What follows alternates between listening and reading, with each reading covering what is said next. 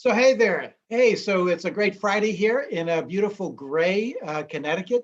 Once again, don't you just love living in the Northeast? Anyway, so it's me, Father Taylor, and this is a part of a different Friday e-blast. It's my great pleasure to have today Russ and Heidi Smith. And some of you will go, oh yeah, I remember these guys. They're missionaries, I think.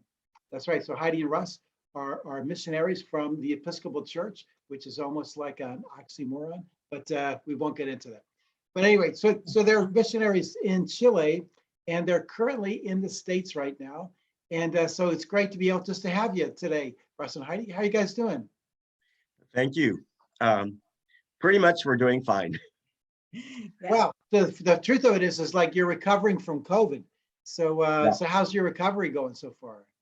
I'm feeling better today, definitely, but I think my voice probably sounds a little bit unusual. But since maybe you don't remember, you won't even know. And as far as we know, I don't have it. So we're praying that it stays that way. Yes, we are praying for you. But that's part of the reason why that we're doing this interview online, because it's going to be easier for you just to be able to communicate with us online than trying to make a drive from Tennessee, where you are right now, up via through Pennsylvania, where one of your home bases is, and then across to Connecticut while dealing with the aftermath of COVID. So in a way, we're going to have the benefit of not only hearing you on Sunday via the wonders of Zoom, but we get to just have a chat with you around your fireplace back there. So this is great to have you. So Russ and Heidi, so I know that you've been coming to. So when was the first time you came to Trinity? Well, we were trying to work that out. I'm thinking 1993 was the first time. Definitely in 93. If we came before that, we're not quite sure. If any of people from a long time ago remember the name David Hildreth, he was our first connection with Trinity. He was in the Brotherhood of St. Andrew, pretty involved in that ministry. And my dad was the national president of that ministry and knew David through that and introduced us to David at a Brotherhood convention. And David said, why don't you come to Trinity soon as you can? Well, we were on our way to Chile 3 days later. It was 1986, and we were going for the first time. So he said, well, when you come back, come to Trinity. So in the summer of 93 is when we believe was our first visit. It was a potluck supper. And that was the beginning, and it's been ever since. Wow, 93. So that's going to mean that some of our folks who are like some of our kids' age, we're just being born in 93. Right. So exactly. Maybe you could just take a minute just to kind of reintroduce yourself to the congregation and tell us, like, what do you do? And I got to ask, like unless you guys are getting ready to, look like you're about to dance flamenco or be in a Clint Eastwood movie. So maybe when you introduce yourself to us, you can tell us about some of the clothing you're wearing today. Okay. Well, we're Russ and Heidi Smith, who are missionaries with SAMS, which was originally the South American Missionary Society, but now is the Society of Anglican Missionaries and Senders, because we have missionaries in Africa, Europe, Asia, and Oceania, besides South America. So, and we work with different churches in the Anglican Communion. But we have been called to work in Chile ever since that. And so these are typical outfits that people wear, especially in the patriotic month of September, because basically the equivalent of the 4th of July is the 18th of September in Chile. And so all of September is traditional. Very, yeah. That time, yeah. And so, I was reprimanded very severely once when I said I was wearing my Chilean costume.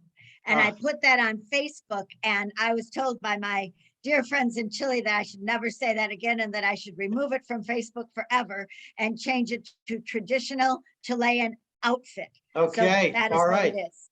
We are not disguised as anything. Well, I hope they have a sense of humor in Chile. So how long have you guys been there? We've been there since August 29th of 1986. So over 35 years. Yeah. Wow, wow. And so let me ask you a question. So what do you do? Okay, so we hear you're a missionary in Chile. So but what do you do? Do you knock on doors day to day, or what exactly do you do? Yeah, sometimes we think about we should do that, but over the years we've been in different locations and we've had different responsibilities. Um, in 1993, I was ordained in Chile, and so since then I've been a pastor, and we've been connected with different local churches. Right now, the last 4 years, it started after the last time that we visited you. In fact, we didn't even know that it was going to happen when we visited you. But I was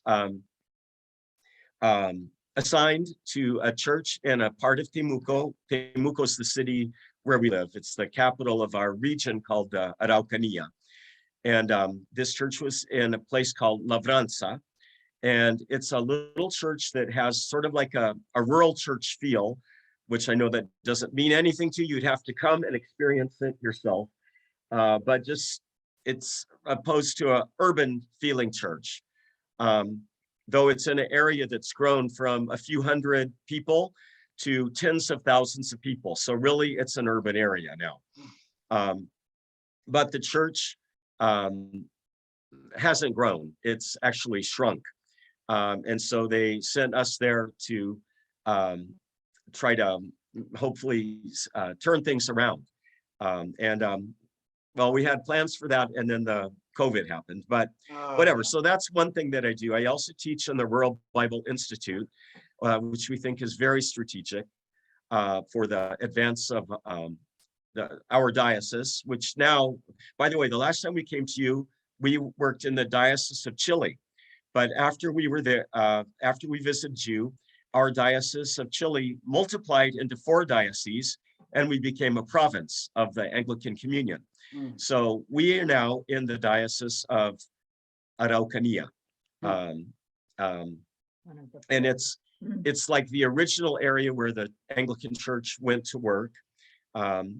It's not the oldest church building in the country, but it's where the missionaries went in 1895 to work among the Mapuche people. And our diocese is still mainly Mapuche people, and it's still mainly rural churches. Yeah, and Okay. that was a change for us because for the first 28 years of our ministry, we had been in urban areas in Santiago and other parts in the north. And in 2014, we were asked to come and help revitalize the work in the place that it began over 120 years ago, the rural South. So that was a huge change, but it's been a really good one. And really interestingly, Russ had in his heart from the very beginning to work among the indigenous people of Chile. And so it was really exciting that after 28 years of not doing that, that was exactly what we were called to do. So, except that we work with everybody, those that are Chileans and those that are Mapuches. Well, let me ask you a question, which might seem very obvious to you, but maybe isn't as obvious to me and some other folks. So, like a missionary. So I think sometimes our pictures of missionaries, if you haven't known some missionaries, were, people maybe leaving the States or Great Britain, in the 1800s and going into some indigenous group of people that might have been as happy as they've ever been. But now these Westerners are coming and talking about Christianity and converting people. So what is the, like when you say a missionary, and you said we're doing the work, like what is the work and what is the goal? What's the point? What drives this idea of mission for you guys? Well, I think basically it's our love for Jesus, because Jesus came and died so that people could be saved from eternal punishment. But the way that that's accomplished, how people find out about that, how they receive that, is through the preaching of the gospel. And the last thing that Jesus said before he ascended to heaven was for the church to go into all the world to preach the gospel to every nation. And the vision that we have is in the book of Revelation, where every tribe, people, family, and nation and language is represented around the throne of God, of the saved. And it actually, I don't know, if it comes from at the very beginning, 4,000 years ago, when God called Abraham, and he promised that through choosing one people, he would bless all the families of the earth. And so we just feel that we're a part of what God promised he would do to Abraham, and that he accomplished through Jesus, and now through the preaching of the gospel throughout all the nations. And it's the obligation of the church to do that. It's because we love Jesus, and because Jesus loves the people of the nations, he has sent the church to preach, so that they can come into a personal relationship with him, with the forgiveness of their sins. And So it's all for God's glory. So let It's me ask you a not question. going to another country to make them Americans, but to bring them the gospel and the joy of seeing them express that within their own cultural context, and when it talks about in the book of Revelation that around the throne will be language, tribes, peoples, and nations, it doesn't say all those people have to be the same, but that in their diversity of all the different places and all the different cultures, they are all worshiping the Lamb. And that's the great So vision. let me ask you a question. So you have been there 35 years, granted in various places, but 35 years is enough to have been able to see. So as you have shared this gospel of Jesus with people that may have never heard that before, what has been the effect on those people that receive that gospel message? What's been the effect? What have you seen change as a result of having, become Christian? Like, what's been the result? Well, there's some people who have dramatic stories. Maybe they quit drinking, and were able to escape their alcoholism, or they're beating their wives, or their wife, or something along those lines. Other people, it's just that they've experienced a change inside their heart, and so they've become more loving, more respectful of other people, because it wasn't that their lifestyle was terrible, though, but they realized that they were not in a right relationship with God, and that when it was corrected, it did have effects in their whole life. I don't know if that explains it or not. Yeah. So for instance, so here, we're, in America, in Simsbury, we have churches, we have churches everywhere.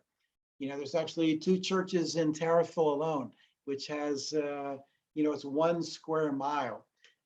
And then there's, churches in Simsbury of every, if you'd like to have a church with more of something, we probably have it. Church with less than something. So we have churches of all kinds, everywhere. So there's all kinds of opportunities for people here to if they really wanted to go hear a message. But in Chile, so what's the story with church in the region where you are today? Are there lots of churches? Is there any other way that people could hear this message?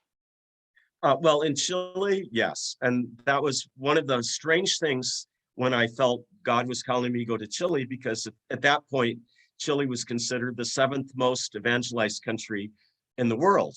Now, things have changed a lot since then. It's not that there aren't churches. There are lots of churches. The church in Chile, not the Anglican church, but the church in general, tends to multiply by division. They have a fight in the church and they start 2 churches. So there are lots of churches, but there are lots of people that have never heard the gospel, in spite of there being lots of churches. And the other thing that was part of my personal call, and still is, I went to Chile in 1979 on a summer missions program, and the missionary that was overseeing us told us about a vision that he had for Chileans to go as missionaries to China. That really was a seed that was planted in my heart, because all of a sudden, of course, Jesus didn't say, go all you Anglo-Saxon type peoples into all the world and preach the gospel. He wants the church in Chile to send missionaries. He wants the church in Taiwan to send missionaries, and so on and so forth. And that's something the church in Chile, at that time especially, did not have in their radar. And the Anglican Church in Chile, at this point, only has one missionary that it's sent to India. So that I still feel that God is still calling us to keep insisting. No, the church in Chile has the same responsibility. It doesn't matter how poor the church is, but to sacrifice in order to send missionaries so that other people can hear the good news of Jesus. Because hearing the good news of Jesus, the preaching of the gospel, is the only way that somebody can come into not only a personal relationship with God, but into salvation to save them from eternal punishment. Interesting. So I'd like to use the word responsibility. You know, we usually we use words like grace or God's gifts to us, you know, but there also carries a sense of responsibility. So let me ask you, like this might be coming up toward our end, but you know, it might be that people in Chile, that fewer people, that there are people that have never heard the gospel. But you know, here we have a different understanding of mission that I'm wondering, I'd be curious what the way you would contextualize this. Because here, you know, like we would assume almost everybody has heard the gospel, and we find less and less people are really interested in it. You know, they might say, well, I can believe it or whatever, but you know, churches like doesn't necessarily help me with that, or I'm fine with God, or whatever I believe is good. I mean, people have a lot of beliefs, but you know, with churches everywhere, church schools, St. Mary's Church right here in the middle of our town, you know, is one of the biggest schools in the, you know, in the area. So people hear a lot of gospel. So what would you say about a mission to people that where they've almost become numb to the message? Like how would you see it from Chile, and then thinking about that, missionaries to Simsbury? How would you be thinking about that in terms of the mission? Well, that's something that also we've sensed in Chile over these decades that we've been there, that there's a lot of people now that don't care. For example, in 1986, there was an earthquake just before we came, and people rushed to the churches, people that didn't usually go. But in the earthquake in 2010, it was just tectonic plates moving.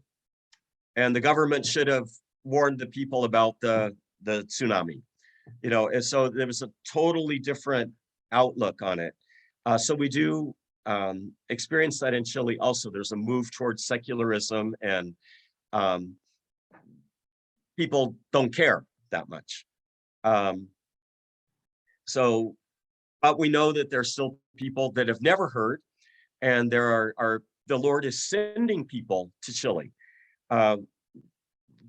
Chile has thousands of Haitians. There's a lot of people from China. All of downtown Temuco is almost all Chinese shops. And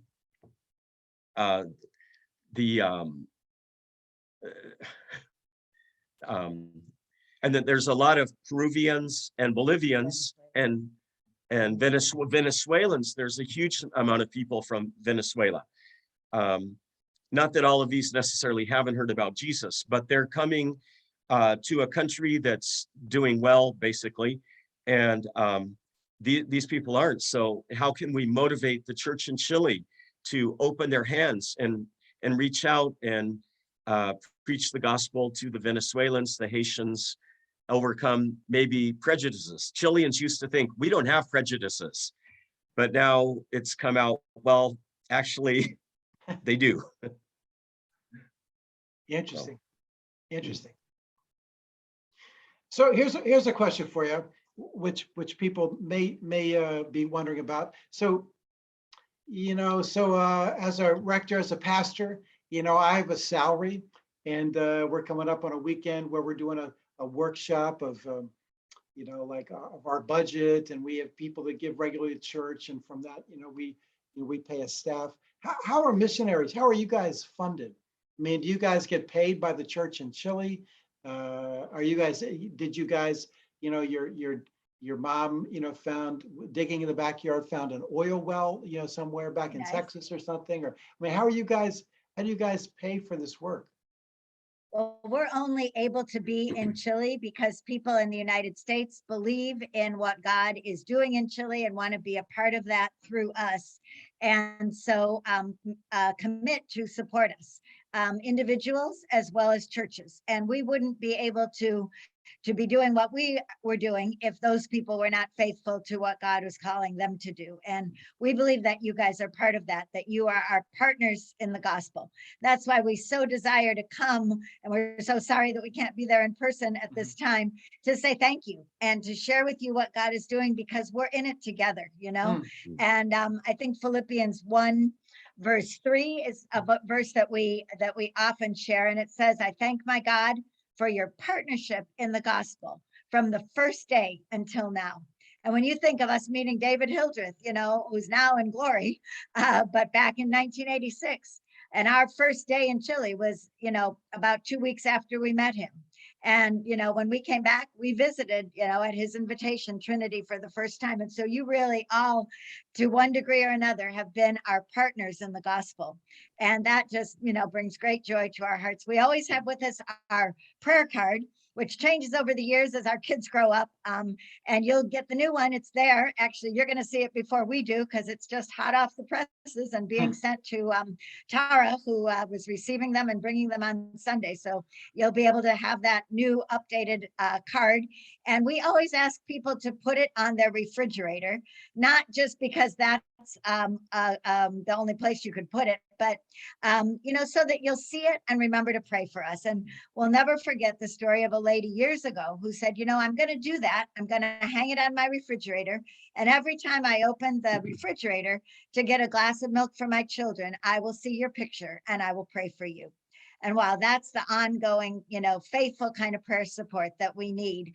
So as well as financial support, we need prayer support. And if it weren't COVID times, we would also invite you to send a mission team to Chile, Well, let me ask you a question. Before. Let me ask you a question. It can happen again. Let me ask you a question just about the prayer support. So I can, easy for me to understand, like, wow, cost of living, how do you pay for, food and wherever you live. And I can conceptualize a budget for financial giving. But when you say prayer support, like what kind of prayer do you need? Well, we keep people up to date with those needs because we send out a monthly email update where we just share from our hearts, what's going on and how people can be praying for us.